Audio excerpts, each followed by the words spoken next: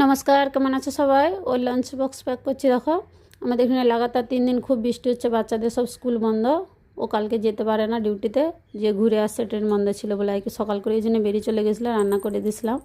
দেখো, একটু রাইস আর রুটি সবজি বানিয়ে দিয়েছিলাম। রাইসটা আমি পেঁয়াজ রসুন দিয়ে বানাবো, ঘি তেল অ্যাড করেছি, জিরার ফোড়ন দিয়ে পেঁয়াজ রসুন আদাটাকে হালকা ভুনে নিয়েছি।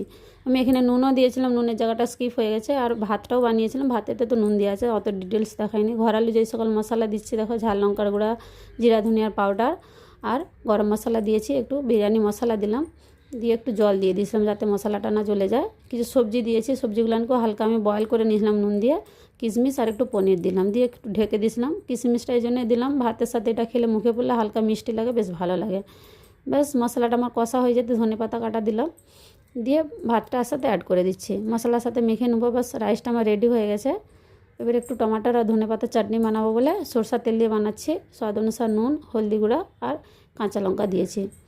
খুব বেশি পেঁয়াজটাকে ভাজা করবো না, পেঁয়াজের মিষ্টি ভাবটা চলে যাবে। আমি টমাটোটা দিয়েছি, জিরা ধনিয়ার পাউডার, একটু ঝাল লঙ্কার গুঁড়া আর একটু গরম মশলা দিলাম। দিয়ে এটাকেও কিছুক্ষণ নাড়বো। টমাটোটা দেখো সফট হয়ে যেতে আমি একটু ধনেপাতা কাটা দিলাম। ফ্রেশ ধনেপাতা দিলে খুব সুন্দর টেস্ট আসে, এটা ভাতের সাথে দারুণ লাগে খেতে, টমাটোটার চাটনিটা গরম ভাতের সাথে। ব্যাস হয়ে গেছে আমার। তো আজকের ভিডিওটা কেমন লাগলো অবশ্যই বলবে, ভালো লাগলে একটা লাইক কমেন্ট করবে। পুরো ভিডিও দেখার জন্য অসংখ্য ধন্যবাদ। সবাই ভালো থাকবে, সুস্থ থাকবে।